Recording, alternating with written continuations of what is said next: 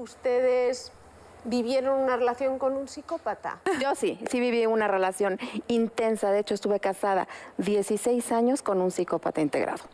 16. 16 años y no lo vi venir, ¿eh? Definitivamente yo ni siquiera estaba enterada de la personalidad que tenía. Pero, ¿qué te hacía? ¿Qué te hacía? Cuéntanos. Mira, cuando él llegó a mi vida, se presentó exactamente y se puso el traje y me decía lo que yo quería escuchar. Un ejemplo. Me dijo, ¿por qué terminaste con tu exnovio? Porque no me gusta que los hombres tomen. ¿Qué es lo que me dijo? Lo primerito que me dijo, yo no tomo. Yo dije, ay, checkmark, ¿no? Todo lo que yo le decía es exactamente lo que él hacía. Era el típico novio que todas quieren. El que te dicen, híjole, qué divino está tu novio, qué lindo es, qué bueno es. Pero después, cuando ya me tenía... ¿Qué hacía? Me estás hablando de generalidades. Sí. O sea, yo... Bueno, a ver, me mandaba, me llevaba mariachis, me mandaba flores, me consentía. Si yo quería ir a un restaurante, me llevaba. Todo el día estaba presente. Me decía que era la más linda, la más guapa, la más preciosa, que era yo lo mejor que le había pasado en su vida, que quería una relación formal conmigo. Iba a mi casa, yo vivía con mis papás, se presentaba así. Mis papás decían, ay, no, qué lindo.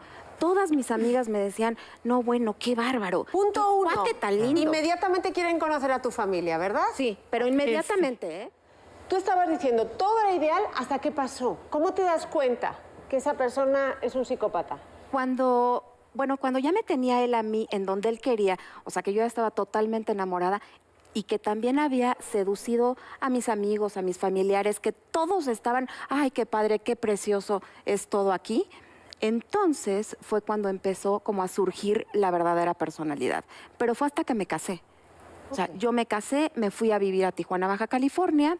A él, a los 7 meses de casada, lo meten a la cárcel por un fraude que no cometió.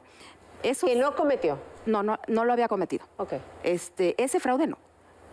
Otros Pero ese no, ese no. Pero bueno, en ese momento mi matrimonio no es que estuviera mal, pero ya estaba dando como signos.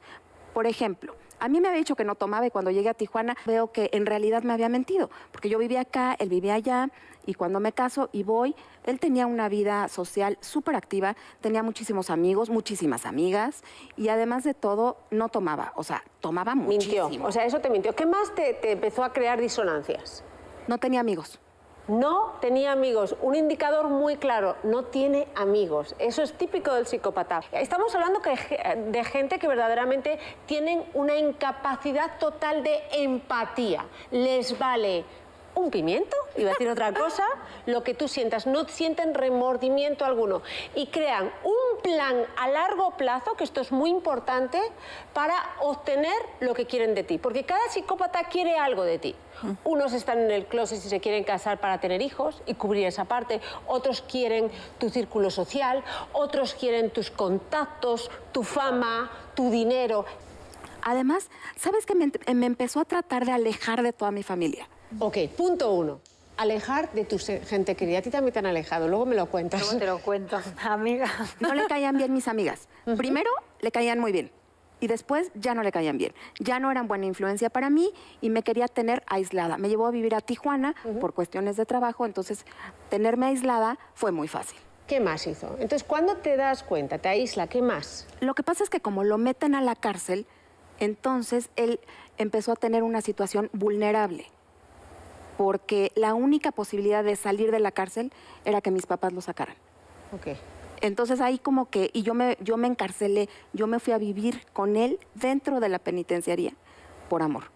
Porque en ese momento, en esa penitenciaría lo podías hacer. Pero me chantajeó, me manipuló y me hizo, sin que yo lo viera en realidad en ese momento, que me fuera a vivir dentro de la cárcel. Entonces, dentro de la cárcel se portaba bien conmigo, pero me embarazó dentro de la cárcel. Yo no quiso utilizar condón. Entonces yo le decía, no, es que, o sea, está peligroso, yo había tenido hepatitis. Le dije, ¿qué tal que me embarazó? No, no te vas a embarazar. Y yo ahí voy y me embarazo dentro del penal. Cuando ya salimos del penal, entonces, ya que empezó a tener una situación económica otra vez, claro, obviamente nació mi hijo, pasaron algunos años, cuando empezó a tener una situación económica muy buena, ahí fue cuando empezó a surgir realmente su verdadera personalidad. Me golpeaba, o sea, yo sí sufrí violencia psicológica y física. Entonces me golpeaba, me hacía cosas, pero de repente se transformaba. Entonces de repente lloraba y ya era la víctima y me decía que él era muy malo y que yo era muy buena, muy buena. A mí me hacía dudar de la realidad. Yo ya no sabía si yo estaba bien, si yo estaba mal.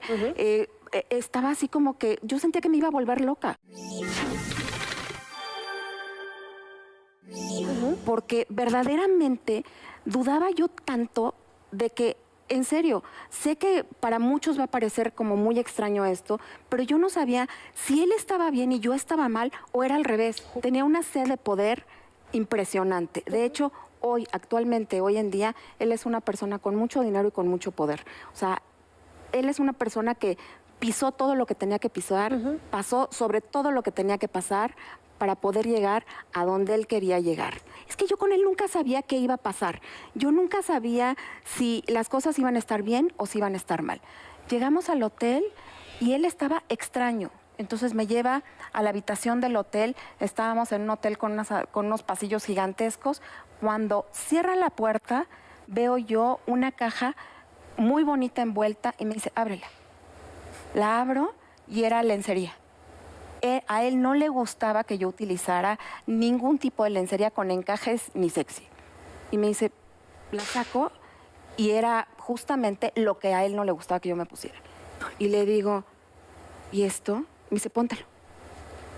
Me lo pongo porque obviamente yo le tenía terror.